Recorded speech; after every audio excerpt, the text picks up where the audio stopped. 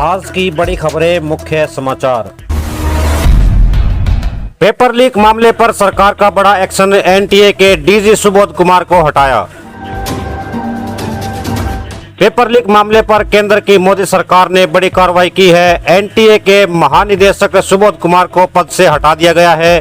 उनकी जगह पर अब retired IAS Pradeep Singh Kharola NTA के नए महानिदेशक होंगे। आपको बता दें कि प्रदीप सिंह खरोला कर्नाटक कैडर के आईएएस रहे हैं। प्रदर्शनकारियों का मकसद मुझ पर हमले का था, जल मंत्री आतिशी का बड़ा दावा। दिल्ली के जल मंत्री आतिशी अनशन पर हैं, लेकिन शनिवार को कुछ डीटीसी बस मार्शल ने धरना स्थल पर हंगामा कर दिया। इसको लेकर आतिशी ने दावा किया है कि प्रदर्शनकारियों का इरादा उन पर हमला करना था, लेकिन वह डरेंगी नहीं। आतिशी ने साफ किया है कि ऐसी हरकतों से उनका सत्याग्रह नहीं रुकेगा। मेरे अनशन स्थल पर कुछ लोग आए हल्ला करने के लिए, डिस्टर्ब करने के लिए, मुझ पर हमला करने के लिए, लेकिन मैं भारतीय जनता पार्टी को ये बताना चाहती हूँ कि मैं गांधी जी के सिखाए हुए सत्याग्रह के रास्ते पर चल रही हूँ, गांधी जी के सिखाए हुए अनशन के रास्ते पर चल रही हूँ। मैं ऐसी चीजों से डरने वाली नहीं हूँ, मैं ऐसी हरकतों से ये सत्याग्रह रोकने वाली नहीं हूँ। जब तक 28 लाख दिल्ली वालों को उनके हक का पानी नहीं मिलेगा, तब तक ये अनशन जारी रहेगा। नीट पेपर लीक पर हॉस्टल मालिक ने दी सफाई, संजीव मुखिया पर कही ये बात। पटना पुलिस ने शहर के एक हॉस्टल पर छापा मारा, जहां नीट पेपर लीक की घटना हुई थी। यहीं पर संजीव मलिक ने छात्रों को जवाब रटाए थे।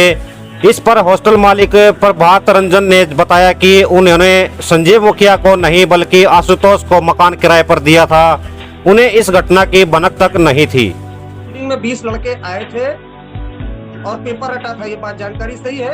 ये तो जानकारी सही है सर, ये तो बिल्कुल ही जानकारी सही है, मगर इसी बात का अफसोस है कि हम मकान जरा सा भी भनक तक नहीं लगा। नहीं, क्या जानकारी? अभी तो बोले कि जानकारी क्या सही है वो पूरा बताइए। जानकारी सही है, आशुतोष बताया कि ऐसे ऐसे कारनामा हुआ। मनीष 4 लड़का को वो कहने के लिए लाया था कि 4 लड़कन रहेगा, और बाद में आशुतोष जिसको हम किराया पर दिए हुए हैं वो कहा कि मनीष हमसे 4 लड़कन का बात किया था कि 4 लड़कन रहेगा। सवेरे होते 20-25 लड़का के संख्या में आ गया।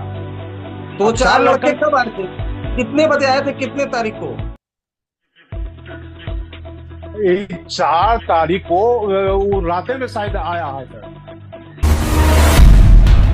संसद सत्र के चलते एससीओ समिट में शामिल नहीं होंगे पीएम मोदी, विदेश मंत्री करेंगे शिरकत। 3 और 4 जुलाई को कजाकिस्तान में होने वाली संघाई सहयोग संगठन समिट में इस बार पीएम नरेंद्र मोदी शामिल नहीं होंगे। इस समिट में अब भारत का प्रतिनिधित्व विदेश मंत्री डॉक्टर जयशंकर करेंगे। बताया जा रहा है कि संसद के विशेष और समिट की टाइमिंग सेम होने की वजह से पीएम मोदी ने इस समिट में भाग न लेने का फैसला किया है। केजरीवाल की जमानत पर हाईकोर्ट की रोक, फैसले पर आम आदमी पार्टी और बीजेपी आमने सामने।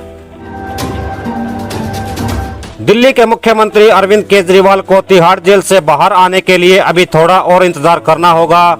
दरअसल लोअर कोर्ट के जमानत वाले आदेश पर हाई कोर्ट ने रोक लगा दी है। अब आम आदमी पार्टी इस फैसले पर क्या कुछ कह रही है, सुनिए जरा। एक लोअर कोर्ट यानी कि राउज एवेन्यू कोर्ट से जमानत मिलना मुझे लगता है ना सिर्फ दिल्ली और आम आदमी पार्टी के लिए, पूरे देश के लिए एक मील का पत्थर साबित होगी। हमारी पूरी न्याय व्यवस्था के अंदर ये फैसला एक बहुत बड़ी मिसाल बनेगा। उसका ट्रायल कोर्ट ने माना कि जो कुछ भी ईडी ने कोर्ट के सामने रखा उसके अंदर मुख्यमंत्री के खिलाफ कोई मामला नहीं बनता, पूरा का पूरा केस खत्म हो गया था। इसीलिए पैनिक में, उतावलेपन में, बौखलाहट में सुबह सुबह ईडी और केंद्र सरकार के सबसे बड़े वकील कोर्ट में गए और मैं हैरान हूं नेट परीक्षा मामले में सीबीआई की कार्रवाई, कुशीनगर से की पहली गिरफ्तारी। यूजीसी नेट परीक्षा में गड़बड़ी के मामले में सीबीआई ने यूपी के कुशीनगर से निखिल नामक एक शख्स को गिरफ्तार किया है। यह युवक दिल्ली से कुशीनगर भागा था। यह पहली गिरफ्तारी है जब सरकार ने पेपर रद्द किया था।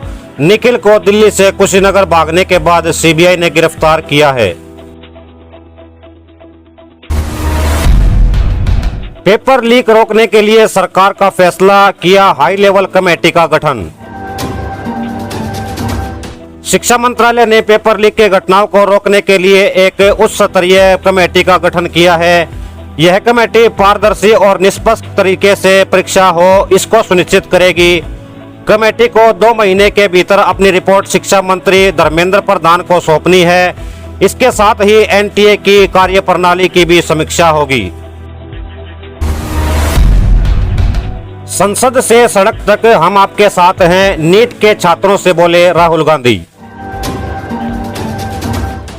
नीट यूजी पेपर लीक मामले को लेकर इस समय देश भर में राजनीति गरमाई हुई है। कांग्रेस लगातार बीजेपी और मोदी सरकार पर हमलावर है। एक तरफ जहां यूपी पेपर लीक पर कानून बनने जा रहा है, तो वहीं कांग्रेस सड़क पर उतरकर पेपर लीक का विरोध कर रही है। देखें ये वीडियो। मामले में न्याय जो भी दिलाएगा उसे ही युवाओं का साथ मिलेगा, ये बात राहुल गांधी और विपक्षी नेता भी समझ रहे हैं। इसीलिए संसद से सड़क तक राहुल गांधी इस मुद्दे को उठाने का भरोसा छात्रों को दे रहे हैं। 2 करोड़ युवाओं को पेपर लीक से नुकसान, एक साथ हम ये लड़ाई लड़ेंगे और ये लड़ाई जीतेंगे। प्रधान जी ने तो पहले ये बयान दिया था ना कि कोई पेपर लीक नहीं हुआ, कोई भ्रष्टाचार नहीं है। जब सुप्रीम कोर्ट में सुनवाई हुई, भारतीय राष्ट्रीय कांग्रेस ने लगातार दबाव बनाना शुरू किया। राहुल गांधी जी ने कल प्रेस कॉन्फ्रेंस ही नहीं की, अपने घर में पेपर लीक के जो शिकार छात्र, उनके अभिभावकों से मुलाकात भी की, विश्वास दिलाया कि न्याय की लड़ाई को हम लड़ेंगे। तो इस्तीफा दे देना चाहिए नैतिकता के स्तर पर, या तो मोदी सरकार को शिक्षा मंत्री से रिजाइन कर दें। इसी शिक्षा मंत्री ने कहा कि कोई गड़बड़ी नहीं है इनिशियल लेवल पर। कल शिक्षा मंत्री ने कहा रिफॉर्म कमेटी बनाया। पेपर लीक हो रहे हैं, लेकिन मोदी सरकार चुप है, सिर्फ बातों से उलझा रही है। हम बताना चाहते हैं मोदी जी, बच्चों के भविष्य के साथ खिलवाड़ बंद करें। बच्चों ने इसमें परीक्षा दी है, जिसमें से 2 लाख के करीब तो राजस्थान के बच्चे थे, और आज बच्चों ने एडमिट कर लिया कि हमें पेपर दिखाए गए, हमें क्वेश्चंस रटाए गए, वही सुबह परीक्षा में आए। तो जो चीज ट्रांसपेरेंसी के साथ में सामने आ चुकी है बिल्कुल, तो उसके बाद अगर मान लो ये पेपर रद्द नहीं करते तो बहुत बड़ा संगठित एक तरह से अपराध किया गया इस देश में। पर्दाफाश किया जाना चाहिए उन लोगों का जिन्होंने इस पेपर लीक के अंदर भाग लिया।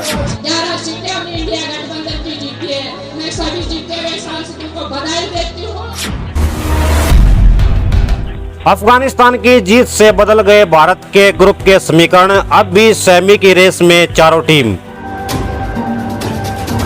अफगानिस्तान ने ऑस्ट्रेलिया के खिलाफ T20 वर्ल्ड कप में ऐतिहासिक जीत हासिल की। अफगानिस्तान की जीत के चलते सुपर 8 में ग्रुप 1 का समीकरण पूरी तरह बदल गया है। इस ग्रुप में चारों टीमें अब भी सेमीफाइनल की रेस में बनी हुई है। यूपी में जल्द दस्तक देगा मानसून, तेज हवाओं के साथ बारिश का अलर्ट, जाने मौसम का हाल। मौसम विभाग के मुताबिक 23 जून को पूर्वी उत्तर प्रदेश में मानसून दस्तक दे सकता है। आईएमडी ने बताया कि आज यूपी के कई जिलों में तेज हवाओं के साथ बारिश हो सकती है। इस वीडियो में फिलहाल इतना ही। हम मिलते हैं फिर किसी नई वीडियो में नए टॉपिक के साथ। तब तक के लिए जय हिंद, जय भारत।